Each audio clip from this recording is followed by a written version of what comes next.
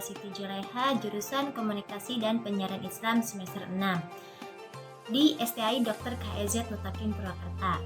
Nah, di sini insya Allah saya akan menjelaskan sedikit tentang ayat-ayat Al-Quran yang menjelaskan tentang metode dan teknik cara berdakwah.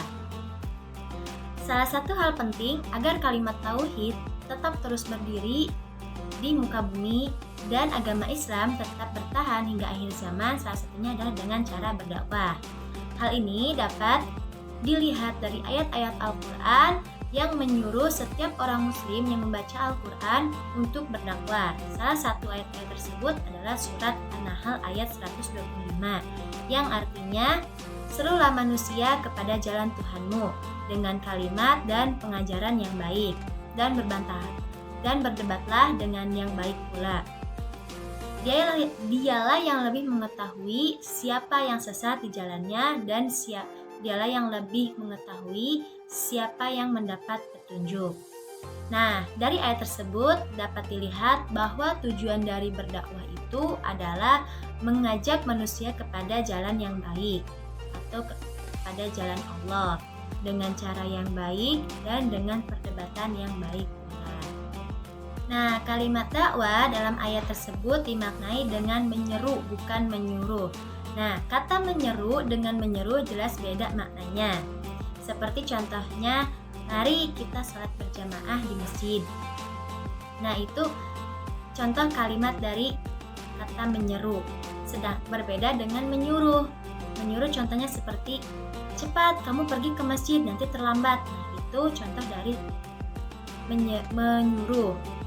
Nah, pemahaman ini sangat penting untuk menghindari adanya kesan memaksa.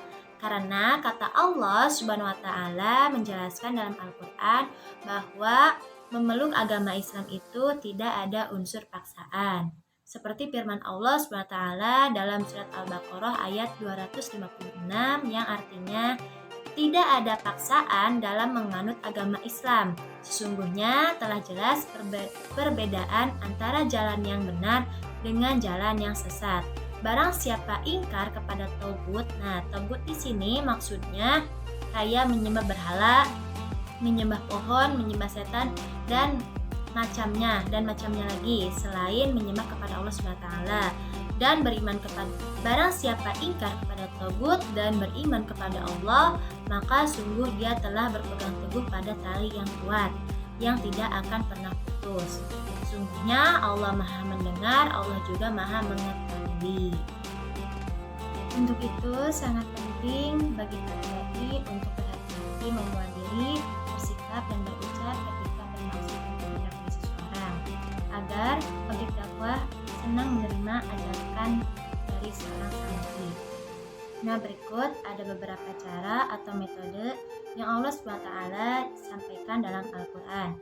Yang pertama, keteladanan dari seorang dai. Memiliki suri tauladan yang baik sangat penting bagi seorang dai, karena jika kita memberikan teladan yang baik, objek akan merasa segan menerima ajakan kita. Yang kedua, dengan lemah lembut. Dalam berdakwah, Allah SWT telah menjelaskan dalam Al-Quran, tidak ada unsur paksaan dalam memeluk agama Islam. Nah, jadi berdakwahlah dengan lemah lembut. Jika objek belum menerima, bersabarlah, jangan dipaksa. Selanjutnya yang ketiga, yaitu dakwah harus dengan bahasa yang dipahami. Maksudnya, jika kita berdakwah di kalangan intelektual, boleh menggunakan bahasa-bahasa yang ilmiah. Namun, berbeda dengan ketika kita berdakwah di kalangan masyarakat yang mayoritas pendidikannya lebih rendah, sebaiknya menggunakan bahasa-bahasa yang sederhana agar mudah untuk dipahami. Kemudian yang keempat, berbantahan dengan yang baik. Dijelaskan dalam Al-Quran surat An-Nahl ayat 125, jika nanti ketika kita sedang berdakwah kemudian dihadapkan dengan perdebatan, maka berdebatlah dengan cara yang baik.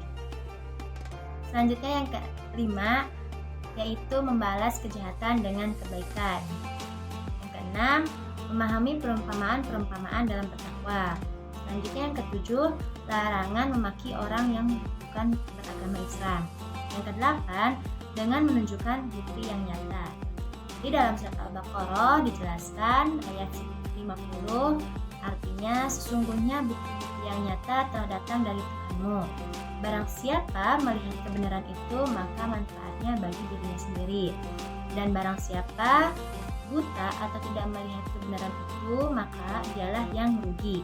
Dan aku Muhammad bukanlah penjagamu. Kemudian yang kesembilan, mempermudah jangan mempersulit.